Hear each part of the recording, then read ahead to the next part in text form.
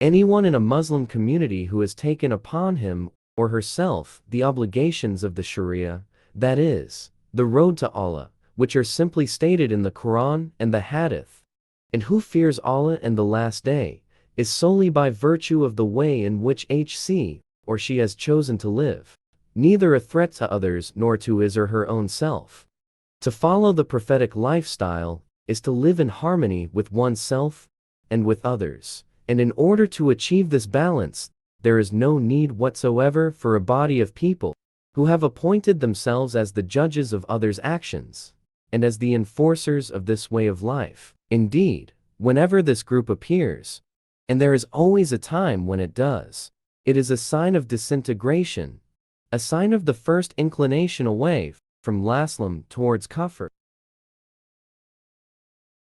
The whole point of the way of Islam is that it cannot be successfully imposed on anyone who does not wish to follow it. It can only be voluntarily adopted by the one who wishes to live in that way. Allah says in the Quran that there is no compulsion in the life transaction. Only a fool tries to force people to live in a certain manner, for the reality of existence is that every atom is in its place, and everything that takes place is intended by Allah. If you look at creation, you can find no fault in it. It is perfect. If you are a mu'min, it is no good trying to be a kafir. If you are a kafir, it is no good trying to be a mu'min. You can only be who you are, and allow others to be who they are. There is no power and no strength, except from Allah. Reference has been made to the Religulite oft kafir system, that is the Dajjal system, and to the fact that they now control all the subsystems, which together make up that system. Up to now, this group of kafir kanmalers has not been positively identified. It is now necessary to take a closer look at who they are. Coordinated control of the apparently separate, albeit interlinking subsystems which rear form the kafir system, that is, the Dajjal system, is made possible by the existence of the ruling elitet say Krayt organizations, the various lodges of the Freemasons.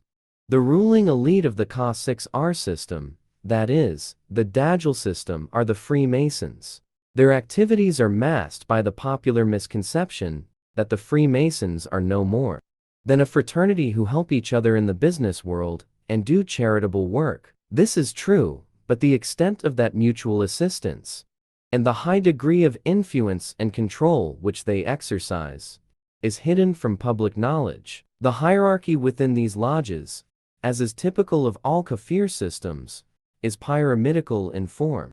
One of their symbols is the pyramid with the all-seeing eye, the eye oft Dajjal. The Freemasons are the magicians oft 20th and 21st centuries. All magic is concerned with the formal manipulation of existence which is conducted in such a way that the murhad used to achieve the desired result is not apparent to relier onlooker. This accurately describes the nature of Freemasonic activity in the sphere of the kafir producer-consumer system, that is, the Dajjal system, even to the point where governments are subverted and wars engineered in order that debts may be created by supplying so-called advisors and arms at a cost, which are further inflated by charging interest on the debts thereby incurred. The Freemasons are to date equivalent of Pharaoh's magicians, many of whom, as we know from Recurn, supported the kafir manipulation control system of the Pharaoh, who opposed Moses and his teaching, and who eventually brought about his own downfall by so doing.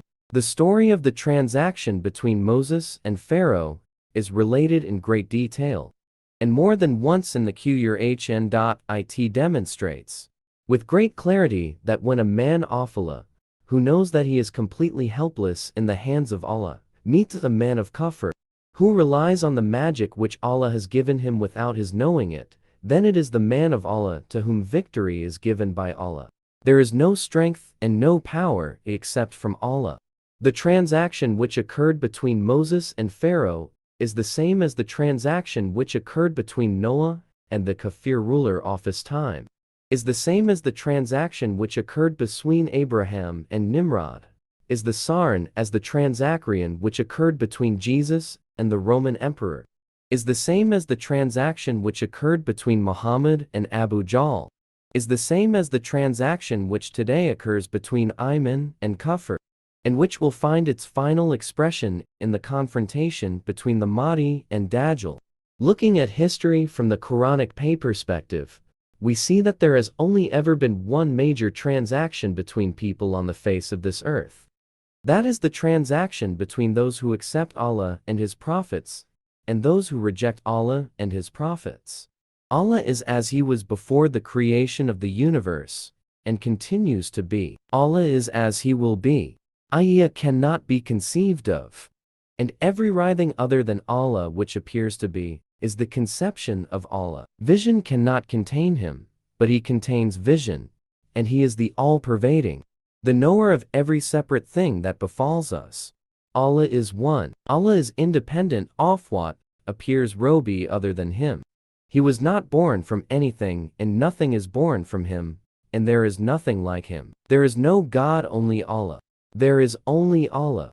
All the prophets and messengers of Allah, may the blessings and peace of Allah be on them, were sent by Allah to teach people the meaning of these words, and to show them how to live in accordance with that meaning. They were sent in order that people might know the nature of reality. That is the real, that is Allah. And in order that people might know how to live with that knowledge, they were sent with the way of life, which would lead those who followed it to self-knowledge, and to knowledge of Allah. The same knowledge, for whoever knows their self truly knows their Lord. It follows, since they all came from and affirmed the same and only one reality, Allah, that all the respective prophets' teachings were essentially the same. Although some rhymes differing slightly in their application, in accordance with the particular needs of the particular time and people for whom each prophet was sent and meant.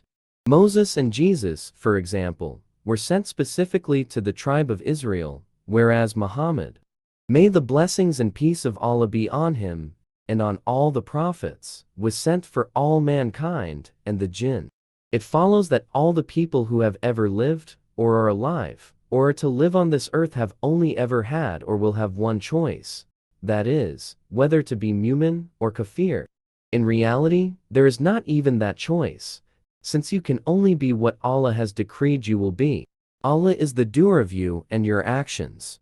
You are answerable for your actions. On the last day, you will not question Allah, but Allah will question you. Right now, the choice is yours. The Dajjal is not something separate from Kufr.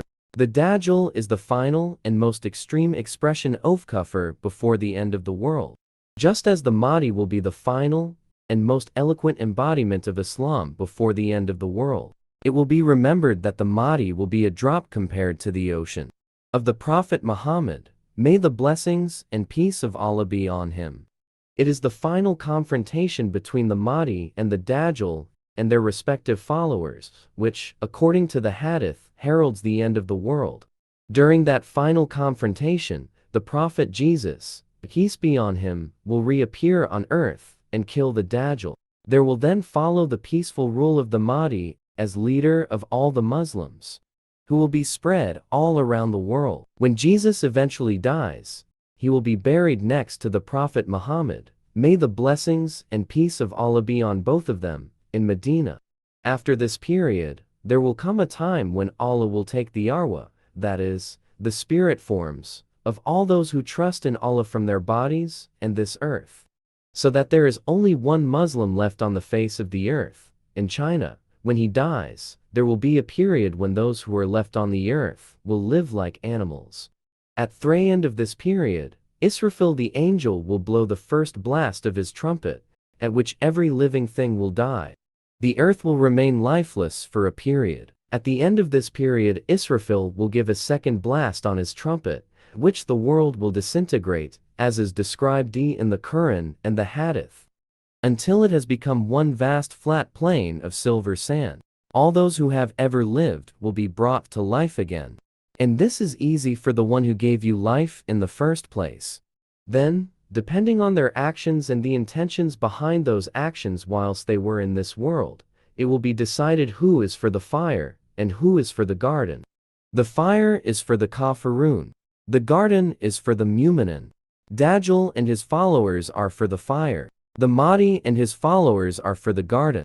You are either for the fire or for the garden. Right now, the choice is yours. The Freemasons are the leaders of the takeover by Dajjal as an unseen force. The results of their activities are evidenced by Dajjal as a worldwide social and cultural phenomenon. They will be the ones who acclaim and support Dajjal the individual when he appears. Without the Freemasons, the takeover would not have progressed as far as it has. Since, at the moment of writing this, they control all the kafir institutions and systems in the world today. It would seem that they have never been in an apparendi stronger position than now to orchestrate their plans for world domination through the producer-consumer process. Backed by their banking system, by means of dividing and ruling, the point has even been reached where they are planning mass sterilization of women in the third world countries. So that, in the name of women liberation, they can manipulate and balance the forces of supply and demand in the emerging new world market. The high degree of control exercised by the Freemasons today is witnessed by the fact that they are able to instigate a war, provide the arms for the sides to be able to fight it at operas, of course, and then take over control, or strengthen control if they already have it, once the fighting is over. Any opposition row them having been considerably weakened by the inevitable consequences of war. Look, for example, at what has happened in Bosnia. This technique of manipulation, control by divide and rule, is effected by operating on two fronts at the same time. There is what goes on behind the scenes, as it were, and there is the official stage production, which is put on for the benefit of the general public.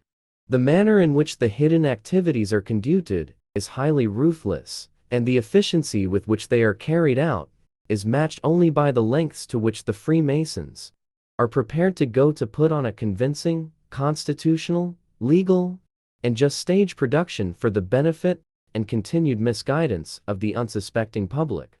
The success of the show, that is, of the official version of events, is only made possible by the fact that the different kafir subsystem are able to interlink and cooperate. By virtue of the fact that they are controlled by one and the same ruling elite, the Freemasons, who staged the French Revolution to begin with, and who have never ceased to increase the magnitude of their stage productions and the control underlying them since that time. The interaction of the medical and legal kafir systems provides perhaps the most eloquent example of Freemasonic cooperation which is necessary to ensure a good stage production fronting the acquisition of ultimate control. It is not entirely a coincidence that, taking London as an example, the High Court of Justice and the Royal College of Surgeons have their backs facing each other, but are separated only by a stone's throw, although they apparendi face in different directions. They can work in close conjunction with each other when necessary.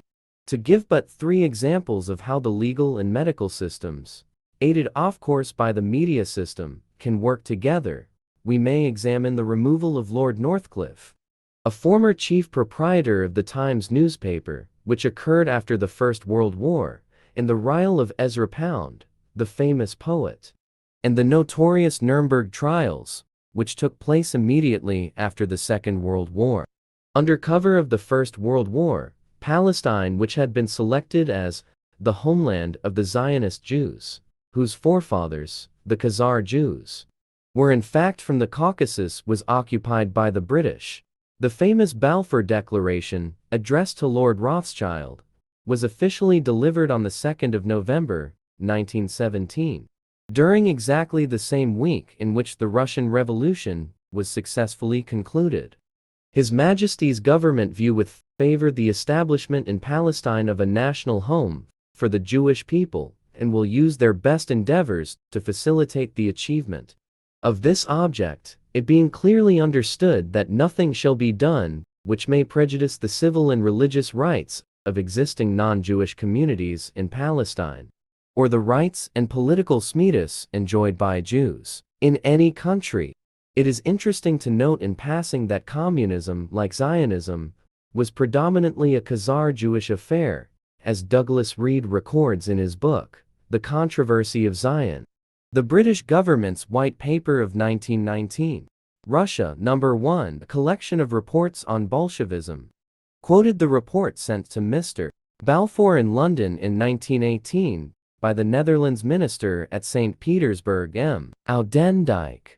Bolshevism is organized and worked by Jews, who have no nationality, and whose one object is to destroy for their own ends the existing order of things. The United States ambassador, Mr. David R. Francis, reported similarly, the Bolshevik leaders here, most of whom are Jews, and 90% of whom are returned exiles, care little for Russia or any other country, but are internationalists, and they are trying to start a worldwide social revolution. M. Oudendijk's report was deleted from later editions of the British official publication, and all such authentic documents of that period are now difficult to obtain. Fortunately for the student, one witness preserved official record. This was Mr. Robert Twilron, correspondent of the London Times, who experienced the Bolshevik Revolution. His French edition office book included the official Bolshevik lists of the membership of the ruling revolutionary bodies. They were omitted from English edition. These records show that the Central Committee of the Bolshevik Party, which wielded the supreme power, contained 3 Russians, including Lenin, and 9 Jews. The next body in importance, the Central Committee of the Executive Commission, or Secret Police, comprised 42 Jews and 19 Russians, Lets, Georgians, and others. The Council of People's Commissars consisted of Jews and 5 others. The Moscow Cheka Secret Police was formed of 23 Jews and 13 others. Among the names of 556 high officials of the Bolshevik state, officially published in 1918 till 1919, were 458 Jews and 108 others. Among the central committees of small, supposedly socialist, or other non-communist parties during that early period, the semblance of opposition was permitted to beguile the masses. Accustomed under the Tsar to opposition parties were 55 Jews and 6 others. All the names are given in the original documents reproduced by Mr. Wilton. After the conclusion of the First World War, and while the League of Nations was being set up in order to rubber stamp the mandate, which would grant the British government international approval to administer Palestine on behalf of the Jews, until a sufficient number of Jews had been installed in Palestine. Lord Northcliffe, the chief proprietor of, inter alia, the Times newspaper, accompanied by a journalist, Mr. G.M. Jeffreys, visited Palestine and saw exactly what was going on, as Douglas Reed records. This was a combination of a different sort from that formed by editors of the Times and Manchester Guardian, who wrote their leading articles about Palestine in England, and in consultation with the Zionist chieftain, Dr. Wiseman. Lord Northcliffe, on the spot, reached the same conclusion as all other impartial investigators, and wrote, "In my opinion, we, without sufficient thought, guaranteed Palestine as a home for the Jews, despite the fact that 700,000 Arab Muslims live there and own it. The Jews seemed to be under the impression that all England was devoted to the one cause of Zionism, enthusiastic for it, in fact, and I told them that this was not so, and to be careful that they do not tire out our people by secret importation of arms to fight 700,000 Arabs. There will be ruble in Palestine. People dare not tell the Jews the truth here. They have had some from me." The editor of the Times, however, Mr.